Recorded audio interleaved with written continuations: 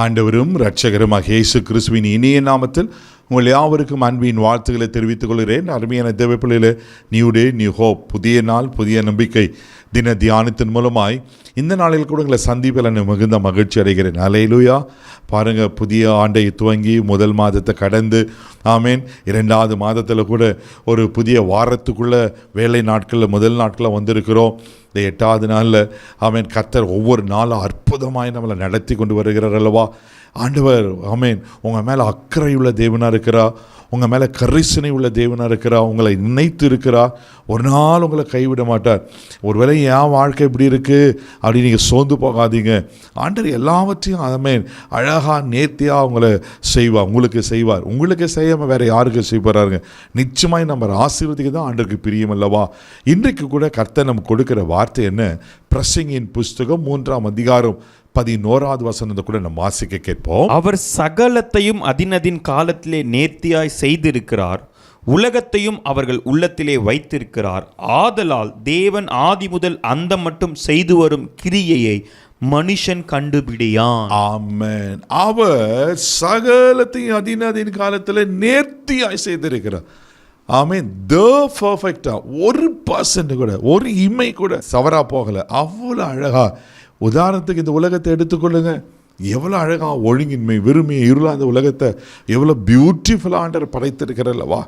உலகத்தை மாத்திரமா படைச்சாரு, உலகத்தை ஆளுகை செய்யும்படி ஆண்டு கொள்ளும்படிக்கு அவருடைய சாயலை போல அவர் ரூபத்தை போல மனுஷனை எவ்வளோ அழகாக ஆண்டவர் படைத்திருக்கிறார். மனுஷனுடைய காரியங்கள்லாம் யோசித்து பாருங்கள். அந்த சரீர அந்த அப்பியரன்ஸை பாருங்கள், அவயங்களை பாருங்கள், உருவாக்கப்பட்ட விதத்தை பாருங்கள், அந்த அவயங்கள் செயல்படுகிற விதத்தை பாருங்கள். எவ்வளோ அழகாக இருக்கிறது அல்லவா. எவ்வளோ நேர்த்தியாக கர்த்தர் உருவாக்கி இருக்கிறார். இந்த உலகத்தை யோசித்து பாருங்கள். இந்த உலகத்தின பறவைகள், இந்த கேலக்ஸி எல்லாவற்றையும் பார்க்கும்போது எவ்வளோ அழகாக ஆண்டவர் நேர்த்தியாய் அதை உருவாக்கி இருக்கிறார். அதனால தாங்க சொல்லப்பட்டிருக்கு, அவர் சகலத்தையும் அதினதின் காலத்தில் நேர்த்தியாய் செய்திருக்கிறார். அதே போல உங்கள் வாழ்க்கையிலையும் அவர் நேர்த்தியாய் செய்திருக்கிறார். மறந்துடாதீங்க. ஐயோ, நேர்த்தியாக செய்திருந்தா ஏன் பிரதே என் வாழ்க்கை இப்படி இருக்குது அப்படின்னு கலங்குறீங்களா? இல்லைங்க. அவர் ஒரு காலம் வைத்திருக்கிறார். அதினதின் காலத்தில் அது நடக்கும். நீங்கள் அதே வசனத்தில் வாசிக்கும் போது, ஆதலால் தேவன் ஆதி முதல் அந்த மட்டும் செய்து வரும் கிரியை மனுஷன் கண்டுபிடியார். உங்கள் வாழ்க்கையில் ஆண்டவர் வச்சிருக்கிற திட்டங்கள் உங்களுக்கு தெரியுமா? யோசித்து பாருங்கள். உங்களுக்கு ஆயத்த பண்ணினது உங்கள் கண் இன்னும் பார்க்கல, உங்கள் செவிகள் கேட்கல, உங்கள் இருதயத்தில் அது இன்னும் உணரல. நாள் வரும், கர்த்தர் உங்களை உங்களுக்கு நேர்த்தியாய் காரியங்களை வைத்திருக்கிற கண்டிப்பாக அது நடக்கும். ஆமே. அதே பிரசங்கின் புஸ்தகம் 3ஆம் அதிகாரம் 1 வசனத்தை கூட நம்ம வாசிக்க கேட்போம். ஒவ்வொன்றிற்கும் ஒவ்வொரு காலம் உண்டு, வானத்தின் கீழ் இருக்கிற ஒவ்வொரு காரியத்திற்கும் ஒவ்வொரு சமயம் உண்டு. ஆமென். ஒவ்வொன்றுக்கும் ஒரு காலம் இருக்கு தேவ பிள்ளைகளே. அது மாத்திரமே, வானத்தின் கீழ் இருக்கிற ஒவ்வொரு காரியத்துக்கும் ஒவ்வொரு மனுஷனுக்கும் ஒரு சமயம் உண்டு. ஆமென். அதை தொடர்ந்து வாசனை, பிறக்க ஒரு காலம் உண்டு, இறக்க ஒரு காலம் உண்டு, நட ஒரு காலம் உண்டு, நட்டத்தை பிடுங்க ஒரு காலம் உண்டு. ஒரு பெரிய பட்டியலே அங்கே சொல்லப்பட்டிருக்கோம். ஒருவேளை இப்போ இருக்கிற காலம் உங்களுக்கு ஆபத்து காலத்து போல் இருக்கலாம். இப்போ இருக்கிற காலம் சோர்ந்து போன காலத்தை போல் இருக்கலாம். இப்போ இருக்கிற காலங்கள் ஒருவேளை பலவீனப்பட்டு வியாதிப்பட்டு ஒருவேளை உங்கள் மனசு நொந்து போகிறது போல் இருக்கலாம். சோர்ந்து போகாதீங்க. ஆண்டவர் உங்களுக்கு ஒரு ஏற்ற காலத்தை வைத்திருக்கிறார். அதே எசேக்கியேல் தீர்க்கதரிசன புஸ்தகம் 34ஆம் அதிகாரம் 26வது வசனத்தில் வாசிப்பீங்கன்னா, தீர்க்கதரிசி மூலமாக கர்த்தர் இப்படி சொல்லியிருக்கிறார். வாசிக்க கேட்போம்.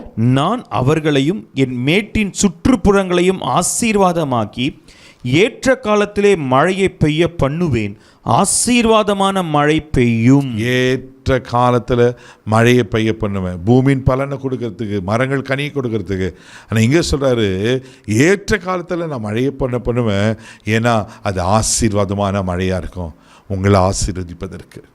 தேவ பிள்ளையில் ஒரு வேளை இப்போ நீங்கள் தரித்திரத்தில் இருக்கலாம், குறைவில் இருக்கலாம், ஒன்றுமே இல்லாத போல் இருக்கலாம். பயப்படாதீங்க. ஏற்ற காலத்தில் ஆசீர்வாதமான மழை வரப்போது ஆண்டவர்களை ஆசீர்வதிப்பார். நிச்சயமாக ஆசீர்வதிப்பார். நான் விசுவாசிக்கிறேன். ஒரு இந்த வேலை நாட்களில் வாரத்தின் முதல் நாளை துவங்குறீங்க.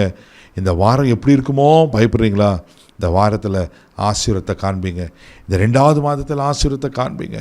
நன்மை கிருபை உங்களை தொடரும். நிச்சயமாக காத்து உங்களை கைவிட மாட்டார். உங்களை ஆசீர்வதித்து கனப்படுத்துவார். கண்களை மூடி நாம் செபிக்கலாம். அன்பு தகப்பனே, உமக்கு நன்றி சொல்லி துதிக்கிறோம், உம்மை ஸ்தோத்திரிக்கிறப்பா. ஆண்டவரே உமக்கு நன்றி அப்பா. ஒவ்வொன்றுக்கும் ஒரு காலம் உண்டு ஆண்டவரே. ஆமென். நன்றி. அதினதின் காலத்தில் நேர்த்தியாய் செய்கிற கர்த்தர் அப்பா. யார் யார் என்னென்ன தேவைக்காக அங்கலாய்த்து கொண்டிருக்காங்களோ, என்ன நன்மை கிடைக்கணும்னு எதிர்பார்த்து கொண்டிருக்கிறாங்களோ, ஆசீர்வாதமான மழையை பெய்ய பண்ணுங்க அப்பா. ஆசீர்வாதமான மழை, ஏற்ற காலத்தில் மழையை பெய்ய பண்ணுவேன்னு சொன்ன கர்த்தர், இன்றைக்கு அவர்களுக்கு அந்த மழை வரட்டும் ஆண்டவரே. எங்கள் கனி கொடுக்கட்டும். கர்த்தர் எங்களை ஆசீர்வதிக்கும்படி ஜெபிக்கிறேன்ப்பா. இந்த நாள் முழுதும் கரம் பிடித்து நடத்தும். இந்த தெய்வீக பாதுகாப்பு கோப்பர் எல்லா தீங்குக்கு விலைக்கு காத்தோம் பொறுப்பெடுத்துகளும் ஆசீர்வதியும் இயேசுவின் மூலம் ஜெபக்கேள் பிதாவே, ஆமென். அவர் ஏற்ற காத்தில் எங்களை ஆசீர்வாதமான மழை பெண்ணு பண்ணுவார். தைரியமாக போங்க. God bless you.